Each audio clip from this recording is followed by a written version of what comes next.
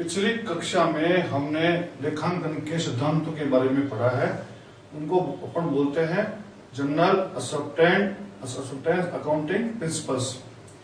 इसको बोलते हैं GAAP। इसका मतलब होता है जनरल एक्सेप्टेड अकाउंटिंग प्रिंसिपल्स। मतलब जो सामान्यतः लेखांकन के सिद्धांत है, जिनको लेखा पालन में जो लेखा का काम करने वाले लोग हैं उन्होंने मान लिया है, उनको बोलते हैं जनरल अकाउंटिंग प्रिंसिपल्स। अब हमारे चार्टर्ड अकाउंटेंट की इंस्टीट्यूट है, वो इसके बारे में क्या कर रही है, उन्होंने कुछ लेखांकन के सिद्धांत बनाए हैं क्या, इसके बारे में अपन देखते हैं।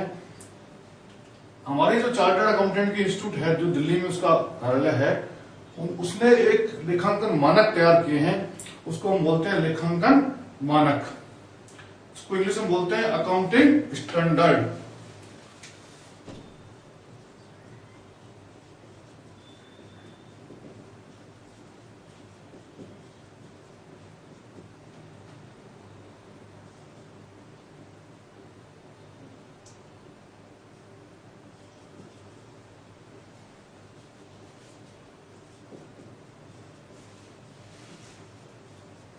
अकाउंटिंग स्टैंडर्ड्स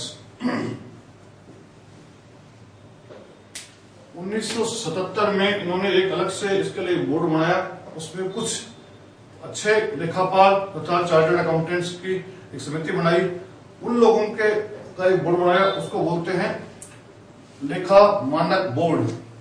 उसका नाम दिया है लेखा मानक बोर्ड।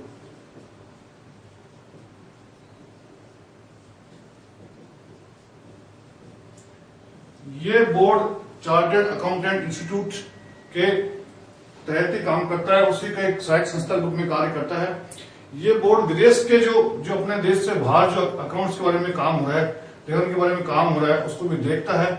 और देखने के बाद वहां क्या काम हो रहा है, कौन कौन से मानक बने, उन मानकों के आधार पर देखता है कि हमारे देश में, भारत देश में क्या ये मानक प्रासंगिक हैं।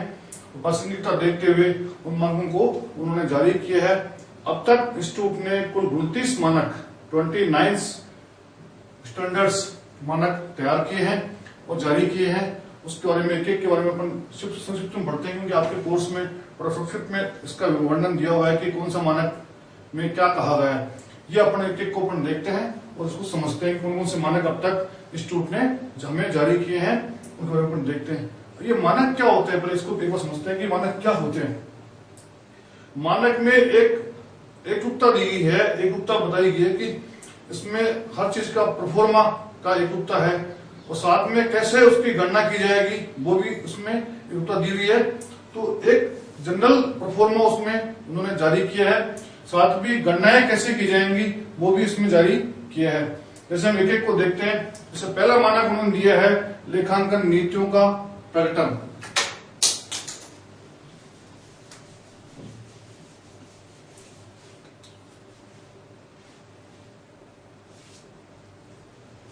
लेखांकन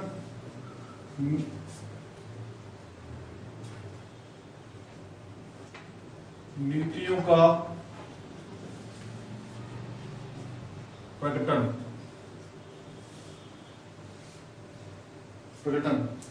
इसको अपन इंग्लिश में कह सकते हैं अकाउंटिंग पॉलिसी डिस्क्लोजर।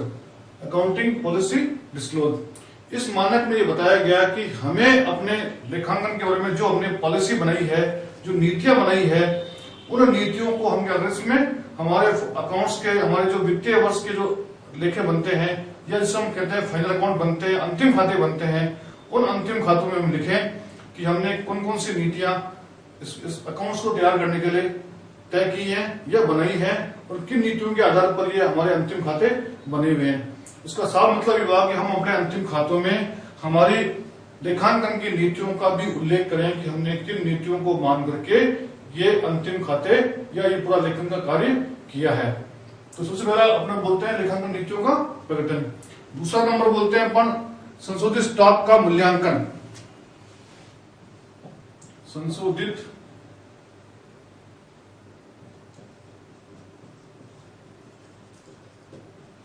स्टॉक का मूल्यांकन। इसको अकाउंटिंग स्टैंडर्ड नंबर 2 दिया गया है। इसमें हम ये देखते हैं कि एक व्यापारी अपने बिना बिके माल का मूल्यांकन करता है, उसको बोलते हैं अंतिम स्टॉक। अंतिम स्टॉक का मूल्यांकन किस आधार पर करता है, उसको कौन से फॉर्मूले में वो अंतिम स्टॉक का मूल्यांकन करना चाहिए, उसके बारे में कौन कौन से पद्धतियां काम आती हैं और किस किस संस्था को, कौन कौन सी संस्था को किस किस फॉर्मेट में और किस किस तरीके से उसको अपने स्टॉक का मूल्यांकन करना चाहिए, उस बारे में बताया गया है।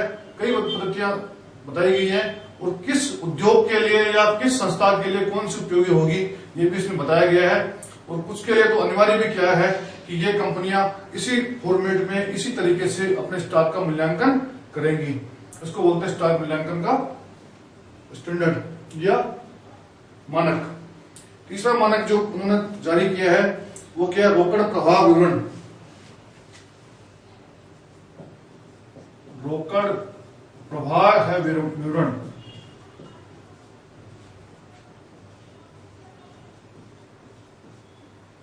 इसको इंग्लिश में बोलते हैं cash flow statement. Cash flow statement एक संस्था में, एक व्यापार में, एक उद्योग में कितना पैसा आएगा, कितना रुपया आएगा और कितना रुपया जाएगा, उसका एक विवरण क्या होता है। उस विवरण से हमें ये पता लगता है कि हमारे पास कितना रुपया पूरे वर्ष के दौरान आया, कितना रुपया गया, पैसा कहां कहां से आया और कहां कहां पे गया। इस चीज का एक पूरा लेखा जोखा हम बनाते हैं, तब हमें पता लगता है कि हमारी आर्थिक स्थिति कैसी रही, हमें रुपए की समस्या रही या तंगी रही, या लोन क्यों लेना पड़ा। कई तरह के उसमें कारण होते हैं। कभी कभी हम जनरली घर में भी देखते हैं कि हमारे घर में अच्छी कमाई होती है, उसके बावजूद भी हम देखते हैं कि हम तंग हालत में रहते हैं। उसके क्या कारण रहे, इस बातों को हम अपन लिखे अगर देखते हैं कि हमने कितना पैसा कमाया और किसमें खर्च किया। अगर हम कोई संपत्ति खरीद लेते हैं तो हम तंगी में रहते हैं, क्योंकि हम वो पैसा संपत्ति में खर्च हो जाता है और वो पैसा उसमें लग जाता है। तो हम जो दिन प्रतिदिन के खर्चे हैं उसमें हम क्या करेंगे, तंग स्थिति में रहेंगे। तो ऐसे ही व्यापार में भी क्या होता है कि कोई अगर ऐसे स्थायी संपत्ति का हम परचेज कर लेते हैं, क्रय कर लेते हैं, तो एक बहुत बड़ी राशि उस संपत्ति के क्रय में काम आ जाती है, खर्च हो जाती है और दिन प्रतिदिन के लिए जो मुद्रा की आवश्यकता होती है वो मुद्रा हमें नहीं मिल पाती है और एक तंगी जैसी स्थिति बनी रहती है।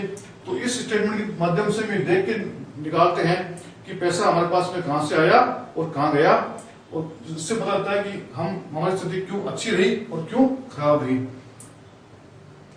तो इसमें एक विशिष्ट फॉर्मेट दिया है, एक विशिष्ट परफॉर्मा दिया है, उस परफॉर्मे में ये स्टेटमेंट बनता है और उसी में ये तैयार होता है।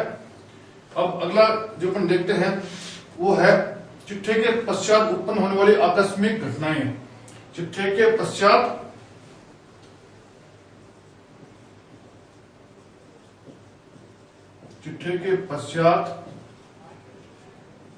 उत्पन्न होने वाली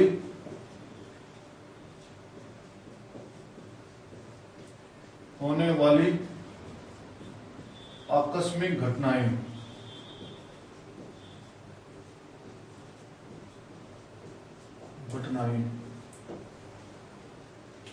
कभी कभी हम ये देखते हैं कि हमारे अंतिम खाते बन रहे होते हैं और उस बन रहे होने की से पहले ही कोई ऐसी आकस्मिक घटना घट जाती है जिसके वजह से हमारे अंतिम खातों का एक जो मॉडल है, उसका जो एक जो फिगर है, उसके जो उस अंतिम खातों में जो दी हुई सूचनाएं हैं वो थोड़ी अलग हो जाती है या उसमें कुछ डिफरेंस आ जाता है। जैसे हम देखते हैं कि हम अंतिम खाते हमारे 31 मार्च को अगर हम तैयार करते हैं और लेकिन 31 मार्च तक के हम उसमें लिखे लेते हैं और अंतिम खाते जनरली 31 मार्च को तैयार नहीं होकर के हम अप्रैल में या मई के माह में करते हैं।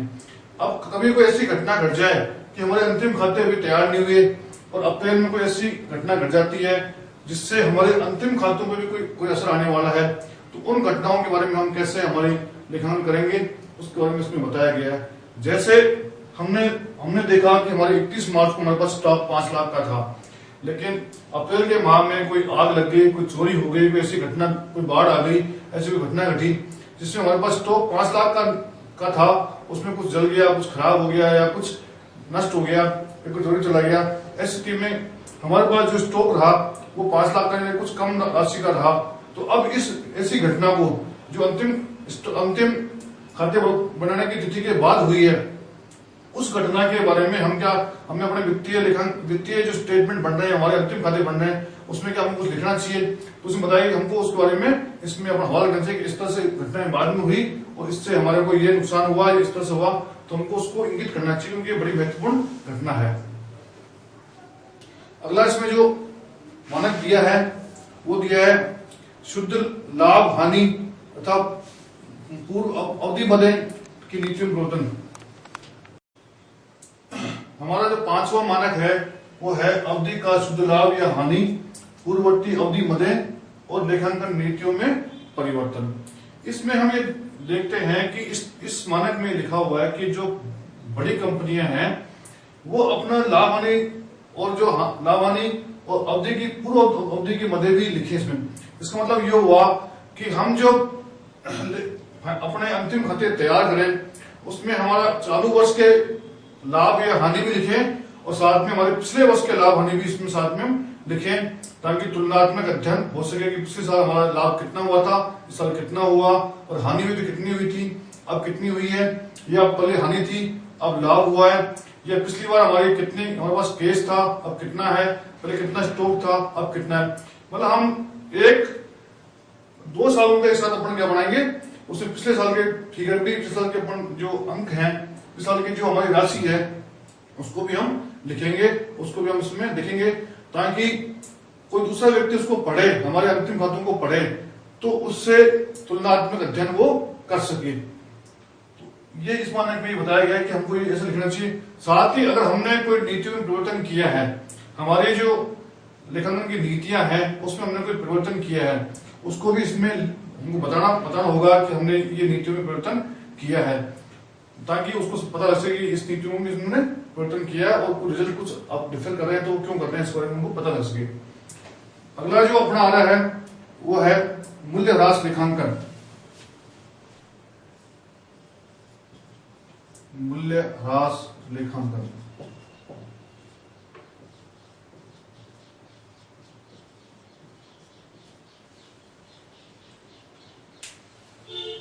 जब मूल्यह्रास लेखांकन, कोई भी स्थायी संपत्ति है उसकी एक निश्चित आयु होती है, जब वो उस संपत्ति की आयु कम होती है या उसकी खत्म होनी होती है तो उसके मूल्य में क्या आती है, गिरावट आती है। किसी चीज को अपन बार बार काम में लेते हैं तो उसमें कुछ टूट फूट होती है, और टूट फूट होती है, कुछ चीज कमजोर होती है, उसके कार्य करने की क्षमता में क्या आती है, गिरावट आती है। तो जो वस्तु टूट फूट हो रही है उसके मूल्य में कमी आती है, उस मूल्य की कमी को हम क्या बोलते हैं, मूल्य ह्रास। मतलब किसी स्थायी संपत्ति के मूल्य में यदि टूट फूट की वजह से या काम लेने की वजह से उसमें ह्रास आता है या उसमें कमी आती है, उसको हम बोलते हैं मूल्य ह्रास। इसमें इस मानक में बताया गया है कि हमें कौन सी संपत्ति पे कितना, कैसे मूल्य ह्रास ज्ञात करना है, कैसे उसमें मूल्य ह्रास कम करना है, और उसके बाद में हम अंतिम खाते जब बनाएंगे तो हमें उन संपत्तियों की सूची और मूल्य ह्रास की सूची और उसके मूल्य ह्रास घटाने के बाद में अंतिम उसका मूल्य क्या रहा उस संपत्ति का, वो हमें किस तरह से दिखाना है, किस तरह से हमको प्रदर्शित करना है, ताकि दूसरे व्यक्ति को जो हमारे अकाउंट्स में कुछ इंटरेस्ट रखता है उसको ये पता लग सके कि हमारे पास कौन कौन सी संपत्तियां हैं और कितना कितना इसमें ह्रास कर चुका है, और आज की तारीख में उन संपत्तियों की राशि क्या है या उन संपत्तियों की मूल्य क्या है, उनका वैल्यू क्या है, ये उसको ज्ञात लग सके। तो ये अगला जो था वह है मूल्य ह्रास का लेखांकन। अब उससे अगला देखते हैं अपन निर्माण डॉक्यूमेंट्स, निर्माण संबंधी दस्तावेज।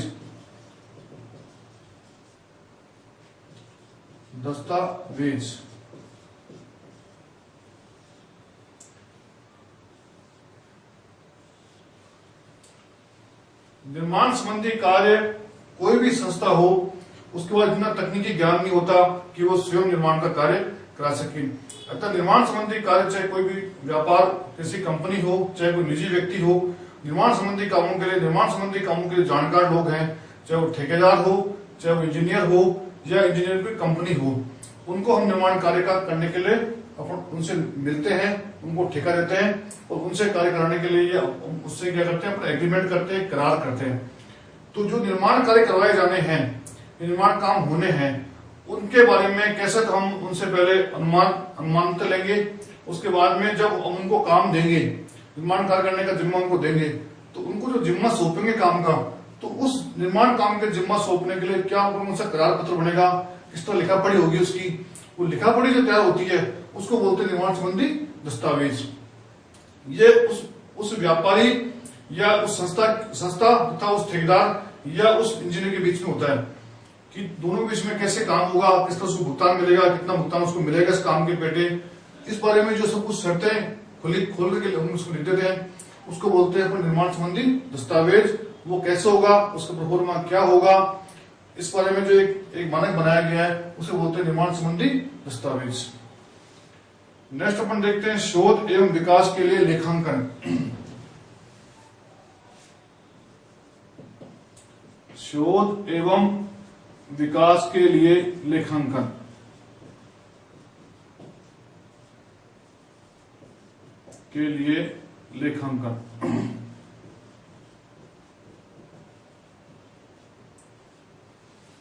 हर एक बड़ी बड़ी कंपनी अपने उत्पाद में अच्छे से अच्छा, उसको अच्छा बनाने के लिए, उसकी क्वालिटी में इंप्रूव करने के लिए या गुणवत्ता में उसकी वृद्धि करने के लिए हमेशा उसमें सोच चलते रहते हैं कि हमेशा कंपनी की ये सोच रहती है कि हमारा ये उत्पाद अच्छा गुणवत्ता का बने और साथ में उसकी जो लागत है वो भी कम आए।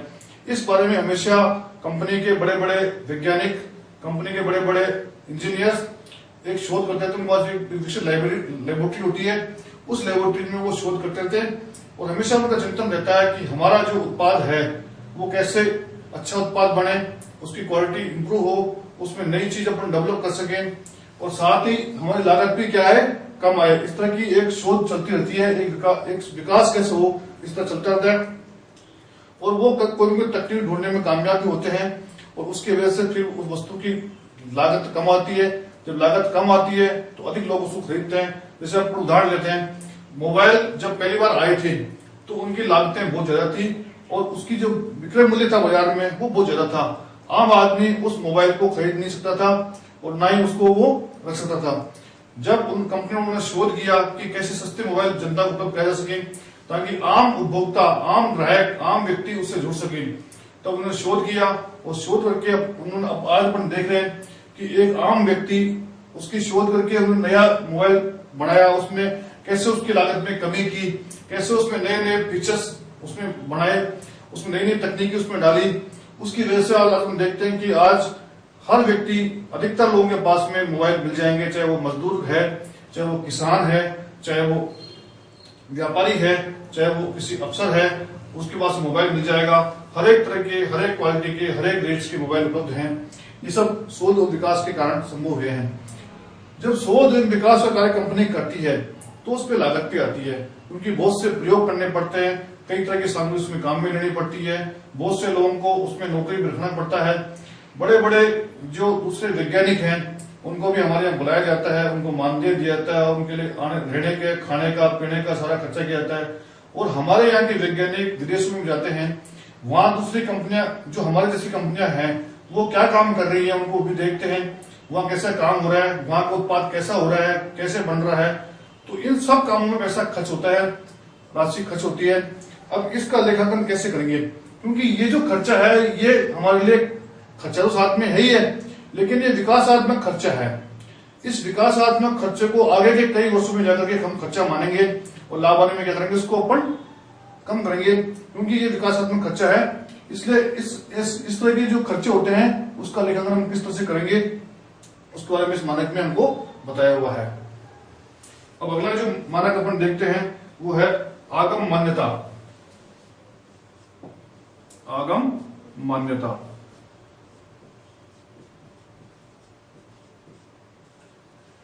लेखांकन में चाहे आय हो और चाहे व्यय हो, उसको दो पार्ट में माना हमने, एक आगम में और एक पूंजीगत। आय भी दो तरह की होती है, आयगत आय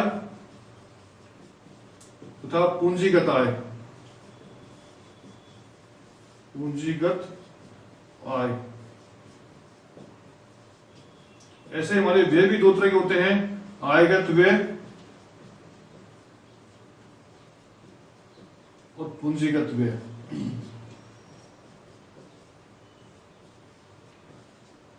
इसको हम इंग्लिश में कहते हैं रेकरिंग एक्सपेंसेस, इसको बोलते हैं कैपिटल आउटले, इसको बोलते हैं कैपिटल आउटले। ऐसे ही हमारे पास भी ये जो इनकम का होता है वो भी इसी तरह होता है। तो हम इनकम को दो तरह बांटते हैं, आयगत में और पूंजीगत में। और हमारी जो इसको भी हम बांटते हैं आयगत में और पूंजीगत में। तो व्यय को भी बांटते हैं, आय को भी बांटते हैं। तो आगम मान्यता में हमने ये बताया कि हम किसको आगम मानेंगे और किसको पूंजीगत मानेंगे। कौन सा खर्चा या आय को हम आगम में मानेंगे मतलब आयगत मानेंगे, तो कौन सा खर्चा और आय को हम पूंजीगत में मानेंगे।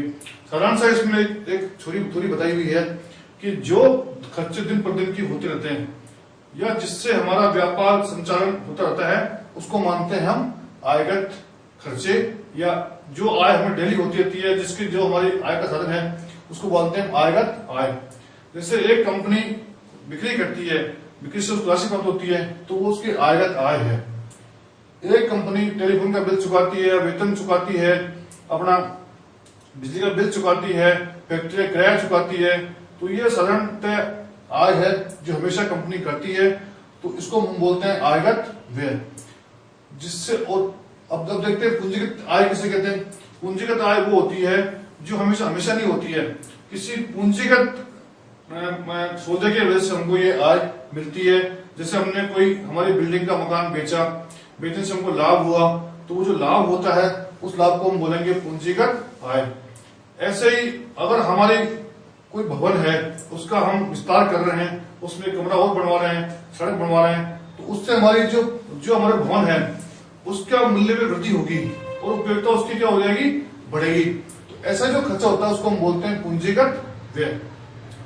तो इस मानक में बताया गया है कि किसको हम आयगत मानेंगे, किसको हम पूंजीगत मानेंगे, और आयगत और पूंजीगत मानने के कौन कौन सिद्धांत अपने काम मिलेंगे उसके बारे में उसको बताया गया है। उसमें ऐसे बताया गया कि भाई किसको आयगत मानेंगे, किसको पूंजीगत मानेंगे, ताकि हम सही तरह से लाभ उसमें निकाल सके।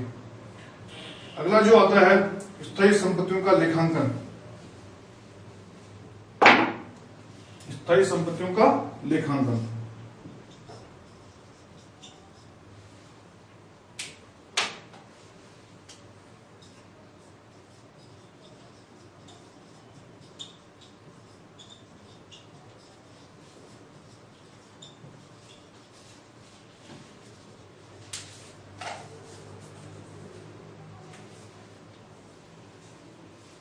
स्थायी संपत्तियों का लेखांकन।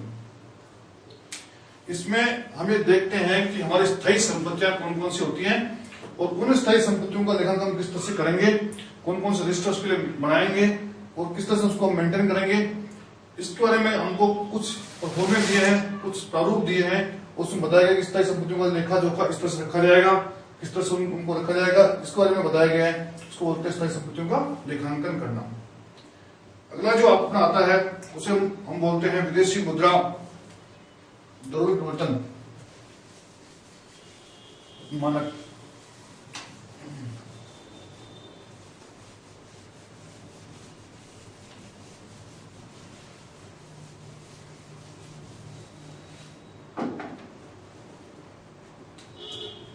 विदेशी मुद्रा विनिमय द्रव्य परिवर्तन के प्रभाव का लेखांकन। विदेशी मुद्रा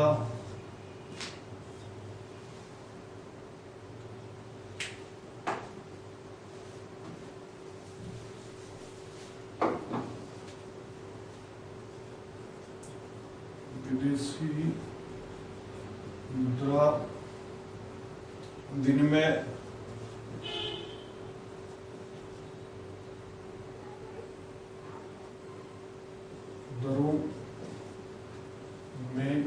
दरों में परिवर्तन का लेखा।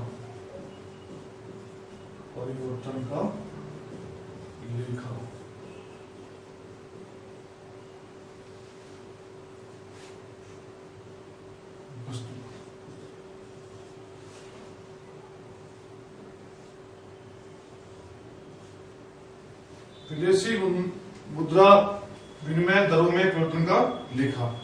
सबसे पहले हम देखते हैं कि विदेशी मुद्रा की विनिमय दर क्या होती है, इसको हम समझते हैं।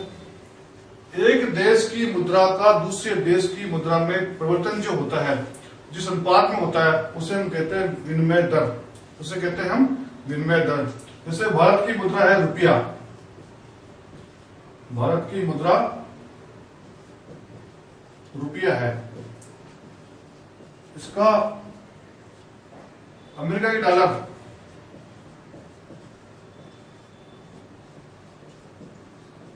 डॉलर में अगर परिवर्तन होता है तो किस दर से परिवर्तन होगा, उसे कहते हैं हम विदेशी विनिमय दर।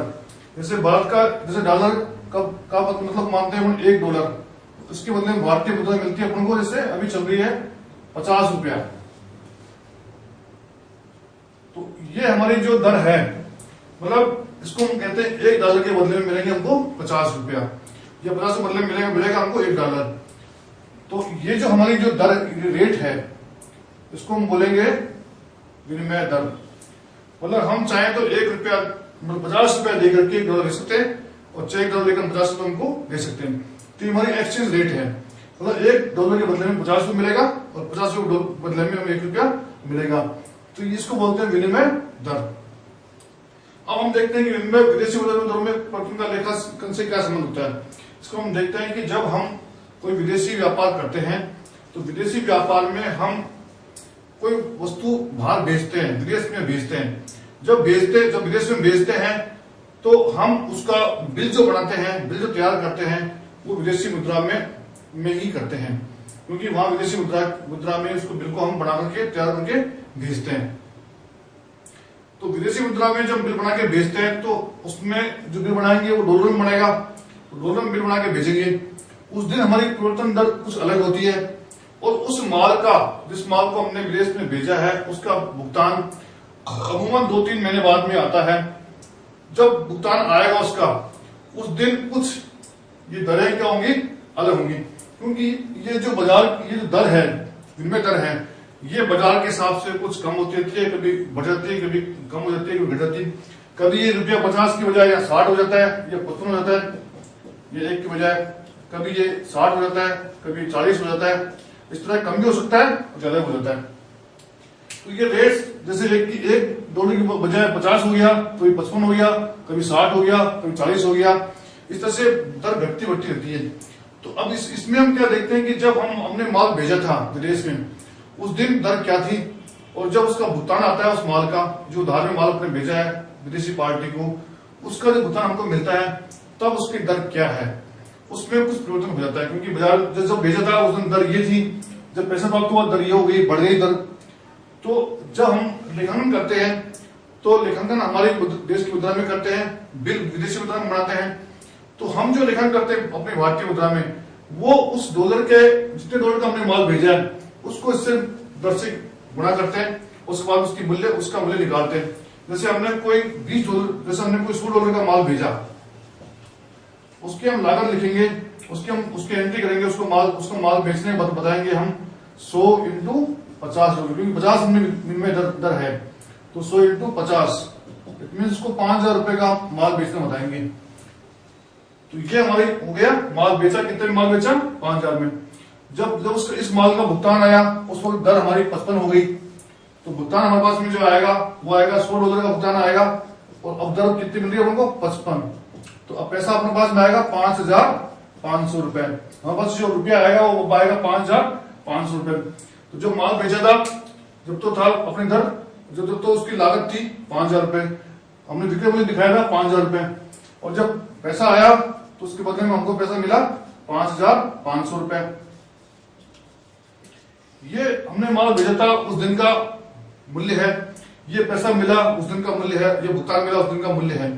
तो इसमें क्या हो गया, परिवर्तन आ गया 5,500। तो इसमें डिफरेंस आ गया, डिफरेंस कितने गया, 500 का डिफरेंस आ गया। ये जो डिफरेंस आया, ये जो परिवर्तन आया, यही है हमारा विदेशी मुद्रा के में परिवर्तन का परिवर्तन।